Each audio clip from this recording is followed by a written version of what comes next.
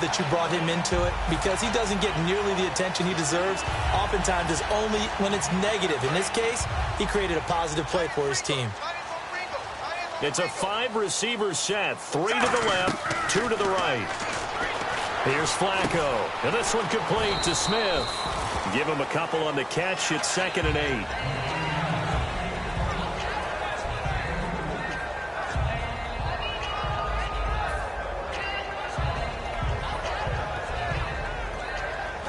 To go here on 2nd down. They come out 5 wide, 3 of them to the right side. Now it's Flacco. And the Seahawk defense gets to him and they bring him down. Mike Bennett in there to get him, his 2nd sack now of the afternoon. That's his 2nd sack of the game, and the best defensive ends, they do their homework as much as offensive guys do. They know how to beat the offensive lineman across from them, what moves they need to do to set them up. This guy's been pretty good at it all game long.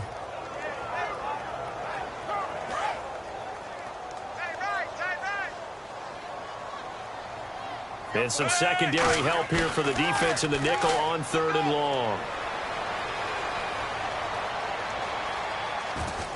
He's going to fire one deep, middle of the field. Got a man, it's caught inside the 10. And all the way in for a Ravens touchdown. Steve Smith, 62 yards. And the Ravens draw a bit closer. And correct me if I'm wrong, that was just a simple fly route, wasn't it? No, there's nothing to correct at all. You've got it down pat. And I just remember as a player, when I'd be in practice sessions, and I'd hear 9 from the receivers, that meant fly route, go, look out. That was the 9, and he just kept going all the way into the end zone for the touchdown.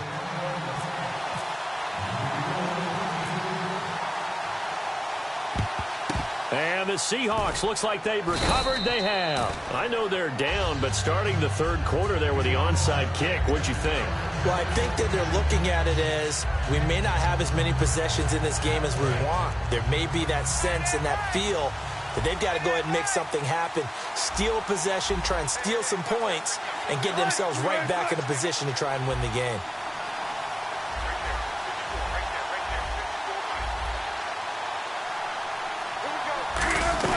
They'll try to get the running game going with Rawls.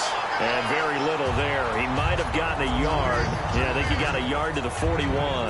Yeah, that wasn't a big run, just a short one there. But guess what? Sometimes you treat it like boxing. You throw that jab out there, and you throw it again, you throw it again, then you come with a big punch later. Maybe they're just trying to set them up.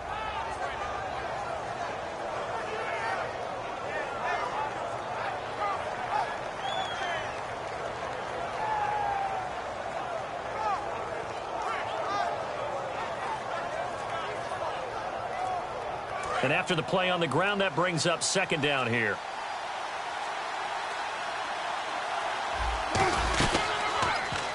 They'll run it now out of the gun. And able to push his way forward here for a good little gain.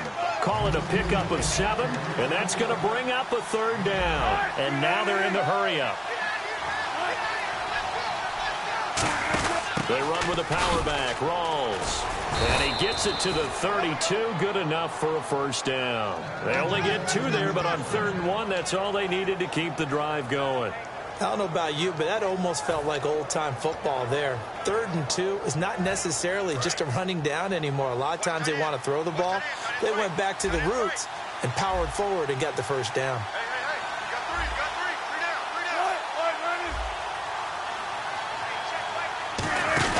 A 10th carry for Thomas Rawls.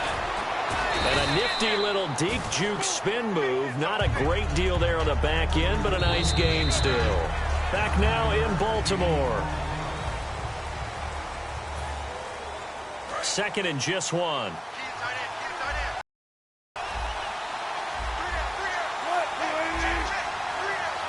Possible run anticipation. Here's the D-line sandwiches together. They'll run it now out of the gun. And a short gain here down to the 22. He could muster only a yard there, and they'll be left with a 3rd and very short. And in this situation with a lead fourth quarter, they're liking keeping the ball on the ground, I'm sure. That's just smart football, but you know the defense has to know it as well. They've got to stop them here. So now we're going to see that loading the box in a big way. 6, 7, 8, 9, whatever it's going to take, puts a little bit more pressure on your big offensive line. Third down, here's Rawls. They'll be marked inches short, no gain on the play, and that's going to lead them to fourth down. That was a terrific job by the defense stopping them on third and short, but sometimes you get some visual cues from the offense because when they're going in short yard situations, you might see the offensive line come in tighter together, a little more shoulder to shoulder, trying to wedge a hole in the middle. They didn't get it done on that play. Pete Carroll, no stranger to rolling the dice. He'll roll it again. Fourth down, they're going for it. They come out with one back and 3 tight ends. He only needed a few inches. He didn't even get that. And the Ravens are going to get the football back. The Ravens offense now, they get set and head back onto the field. Last time they were out, they scored. Still trailing here, though, so some work to do. But it's okay in terms of mindset. Because they scored the last time, they're not quite as worried about being down on the scoreboard because now their confidence is a little bit higher. They feel like they've got something going, and they feel like they can attack again and put more points on the board. Are you scoreboard watching if you're the offense, or are you just focused on this drive? Under pressure, and Flacco's going to be dropped. Cliff Averill able to disrupt yet another pass play, his 3rd sack of the afternoon.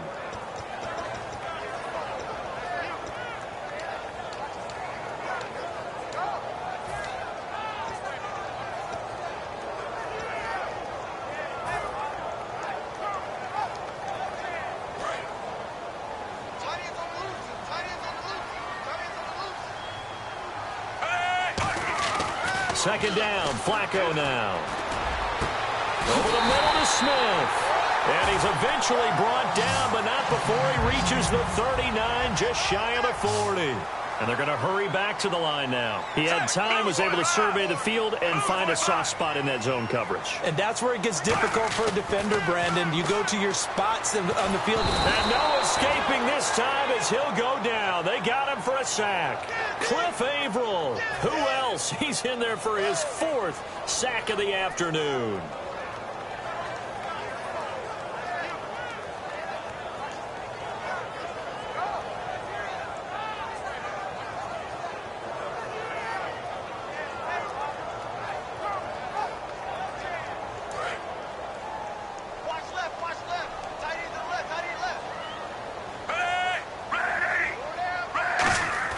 Flacco here on second down.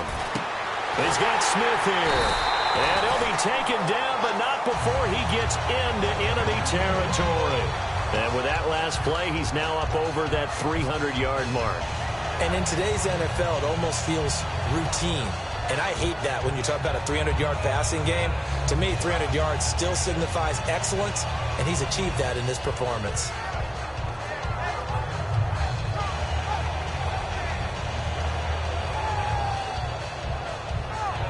First down and 10 now for the offensive group. They come up in an empty set. 4 wide receivers, 1 tight end. Throwing here on first down. Flacco. Smith catches left side. They're taken down, losing yardage at the 50, right at midfield. They threw the screen to the perimeter, but to no benefit at all. Tackled behind the line of scrimmage for a loss of yardage. So this offense really needs to make something happen here late in the 4th with the football. Flacco from midfield. He'll rifle this one deep right side. That's caught inside the 20. And all the way in for a Ravens touchdown. Kamar Aiken, 50 yards. And now the Ravens, they're just a 2-point conversion away from tying this up.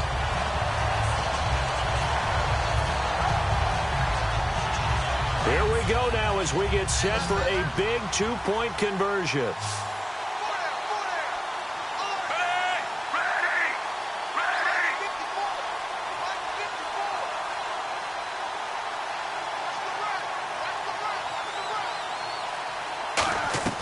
Flacco looking to throw for it. This will be caught at about the 6. But he is not going to make it. It's a big play by the defense, and they're going to hold on to their 2-point lead.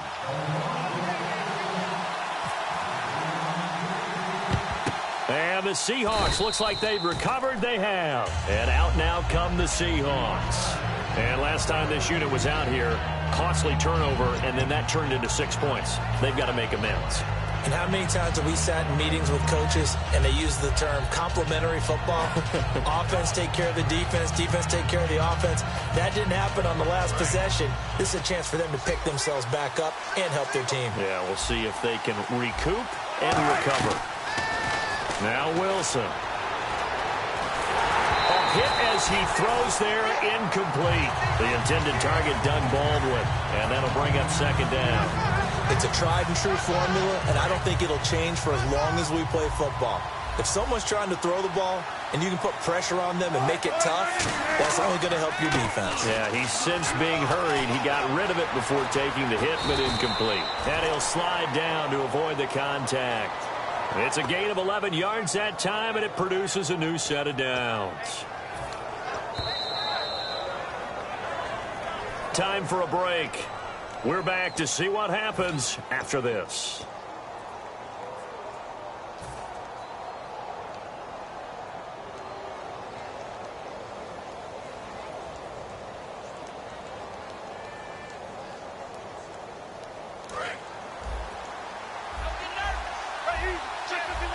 They'll come out in the pistol. Another run, but this time it's Rawls. And nothing doing. He's immediately taken down at the line of scrimmage. No gain on the play there. 2nd down. All runners count on their eyes to find the gaps and creases, to find open space. There was absolutely none on that one. Totally swallowed up on that play.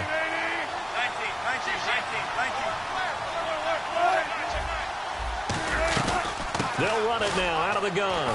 And again, he's going to be stopped up right at the line of scrimmage. No gain on the play there, so that doesn't help. Now they're looking up at a 3rd and 9 situation. And now the Raven defense going to call a timeout.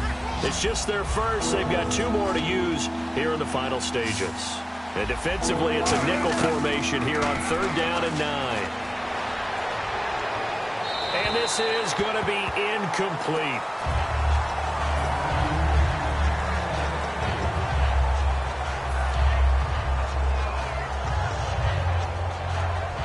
A pressure spot now for a guy who's been here before, and that's Stephen Hauschka.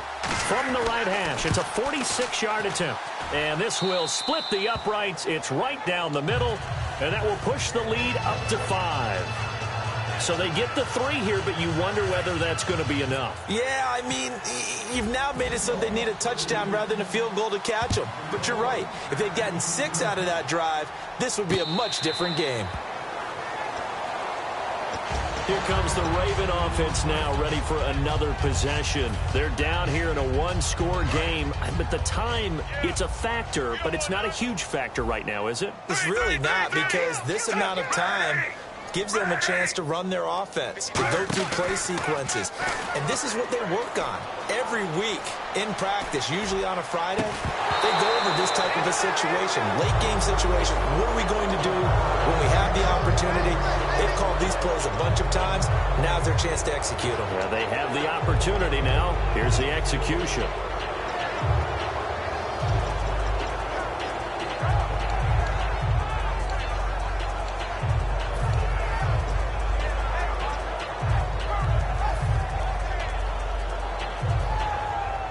Offense looking to avoid a 3rd and long. It's 2nd and 10.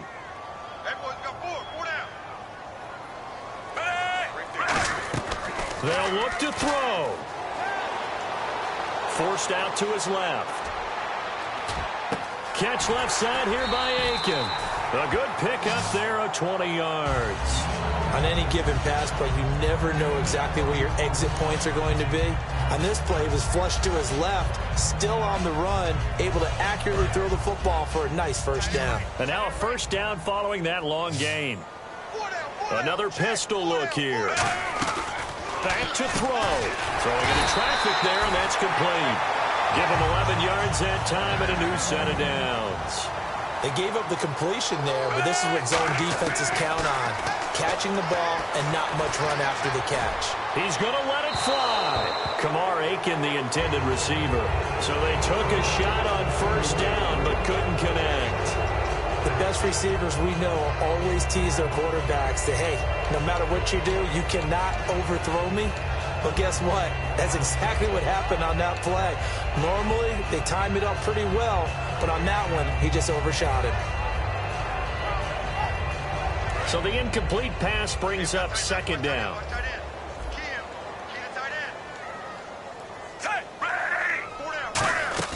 He'll look to throw. And they can't get the long connection as it falls incomplete. Well, the obvious goal is to try and score a touchdown, but at the least, adding to a pretty big yardage total for his intended receiver there, huh? Yeah, well, when you've got a guy over 150 yards, keep chucking it deep to him, I guess. Yeah, no doubt about it. You can get it to him short, and he can make plays that way, but I like what you just said. Throw it to him deep and get it in a big chunk. But incomplete on that try.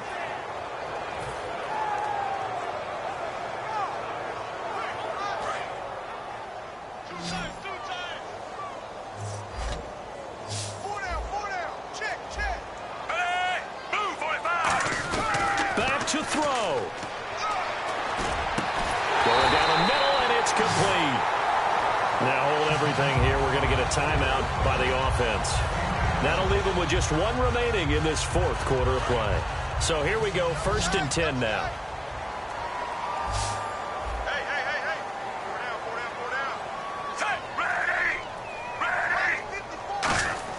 Ready. He's back to throw.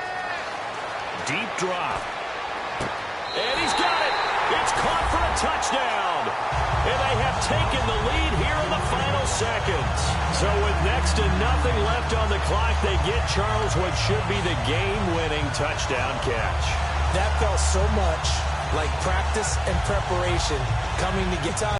Your last practice of the week, you score the game-winning touchdown. Everyone leaves the field feeling good about themselves. They got it done for real in this situation.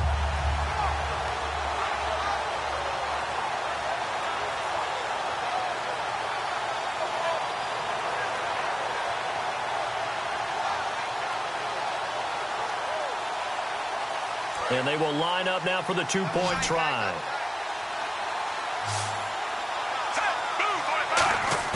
They'll try and throw for it. Escapes the sack. And he's going to be taken down. It's a sack, and they fail on the try for 2.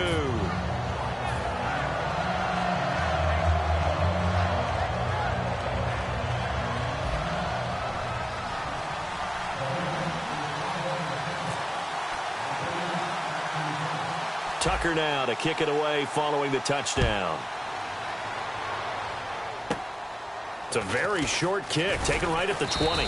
And they're going to start the Seattle now ready to march out of the field. So you're right there, but obviously the clock is not your friend. How do you handle this situation? You're thinking 2 plays. One, to get yourself in position for the second one, whether you're able to get into field goal range or you have to try another deep pass, another Hail Mary. But you're trying to get the first one to a receiver.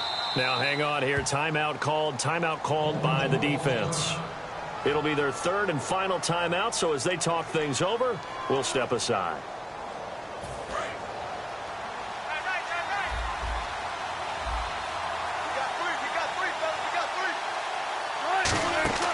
Throwing now is Wilson. They'll lock it with a grab over the middle. Now whistles come in. We're going to get a timeout here by the offense. And as the two teams talk it over on their respective sidelines, we take a break.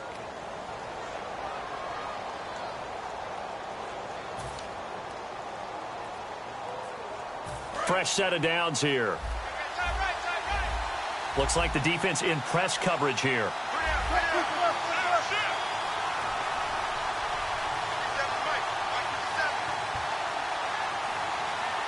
And they're going to go soft on the corners.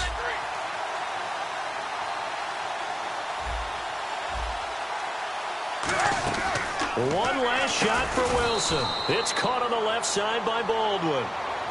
Now hold everything here. We're going to get a timeout by the offense. And as the two teams talk it over on their respective sidelines, we take a break. So the offense readies for a 2nd and 4.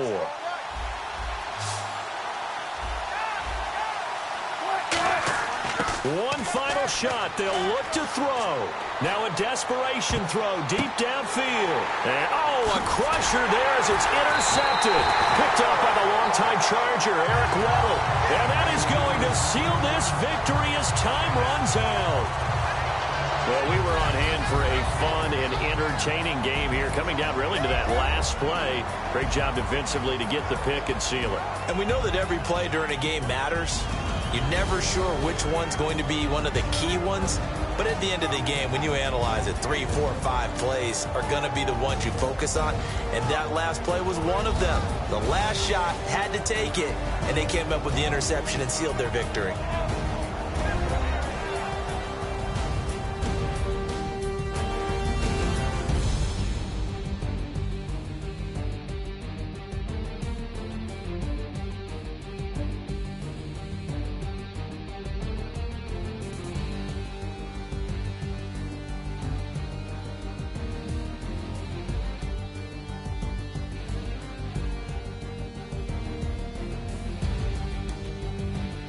So that's a wrap for Charles Davis. I'm Brandon Gunn, and this has been a presentation of the NFL on EA Sports. For more, check us out at easports.com.